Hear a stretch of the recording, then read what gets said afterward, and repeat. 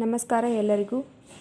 ನನ್ನ ಹೆಸರು ಪ್ರಿಯಾ ಮಿಸಾಲ್. ನಾನು KLE ಸೊಸೈಟಿಯ YG ಕುಲುಗಡೆ ಕಾಲೇಜ್ನಲ್ಲಿ BEd ಫಸ್ಟ್ ಸೆಮಿಸ್ಟರ್ನಲ್ಲಿ ವ್ಯಾಸಂಗ ಮಾಡುತ್ತಿದ್ದೇನೆ. ನಮಗೆ ಮಾರ್ಗದರ್ಶನ ನೀಡಿದವರು ಪ್ರೊಫೆಸರ್ AM ಸೊನ್ನಗಿ ಮೇಡಮ್. ಇಂದಿನ ವಿಷಯ ನೋಡೋದಾದರೆ ವಿಜ್ಞಾನದ ಅರ್ಥ ಮತ್ತು ಅದರ ಸ್ವರೂಪ. ವಿಜ್ಞಾನ ಅಂದರೇನು? ವಿಜ್ಞಾನ ಅಂದರೆ ಇದು ಒಂದು ಜ್ಞಾನ. ವಿಜ್ಞಾನ ಎಂಬ ಪದವು ಲ್ಯಾಟಿನ್ ಭಾಷೆಯಿಂದ ಬಂದಿದೆ.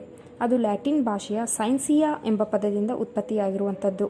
ಇನ್ನು ಸೈನ್ಸಿಯಾ ಎಂಬ ಪದದ ಅರ್ಥ ಏನೆಂದರೆ ಅದು ಜ್ಞಾನ ಅಥವಾ ತಿಳಿಯಿರಿ ಎಂದರ್ಥ.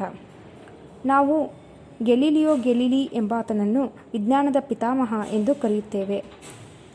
ಇನ್ನು ವಿಜ್ಞಾನದ ವ್ಯಾಖ್ಯಾನ ನೋಡೋದಾದರೆ ಪ್ರಕೃತಿ, ಸಮಾಜ ಮತ್ತು ಚಿಂತನೆಯ ಅವಲೋಕನ ಮತ್ತು ವ್ಯವಸ್ಥಿತ ಮತ್ತು ತಾರ್ಕಿಕ ಅಧ್ಯಯನದ ಮೂಲಕ ರೂಪುಗೊಂಡ ಎಲ್ಲ ಜ್ಞಾನವನ್ನು ವಿಜ್ಞಾನ ಎಂದು ಕರೆಯುತ್ತೇವೆ.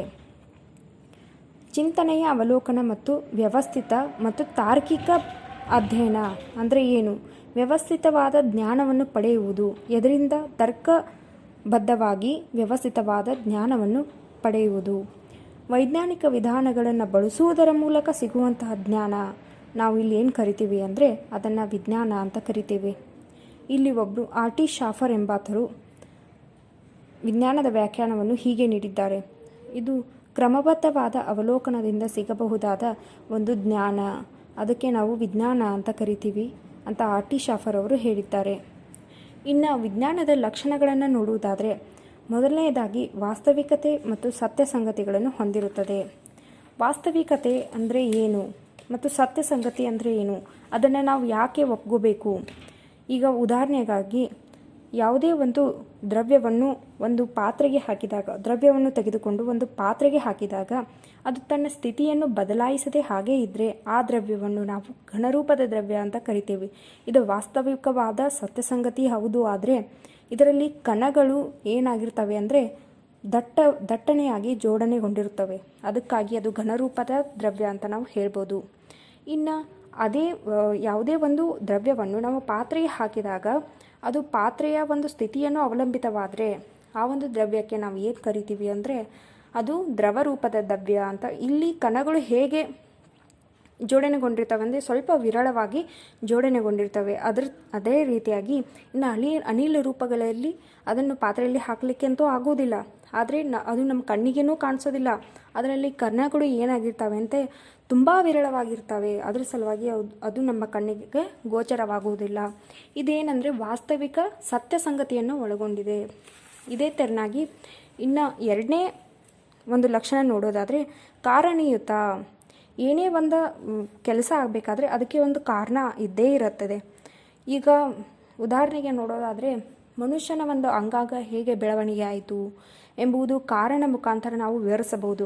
ಮನುಷ್ಯನ ಒಂದು ಜನನದಿಂದ ಮರಣದವರೆಗೆ ಇರುವಂತಹ ಒಂದು ಬೆಳವಣಿಗೆ ಹೇಗಾಯಿತು, ನಮ್ಮೊಳಗೆ ಯಾವ್ಯಾವ ರೀತಿಯಾದ ಒಂದು ಜೋಡಣೆಗಳುಗೊಂಡ್ವು, ಯಾವ್ಯಾವ ರೀತಿ ಒಂದು ಬೆಳವಣಿಗೆ ನಡೆದು ಅನ್ನೋದನ್ನು ನಾವು ಕಾರಣೀಯುತವಾಗಿ ವಿವರಣೆ ಮಾಡ್ಬೋದು. ಇದು ವಿಜ್ಞಾನದ ಒಂದು ಎರಡನೇ ಲಕ್ಷಣವಾಗಿದೆ.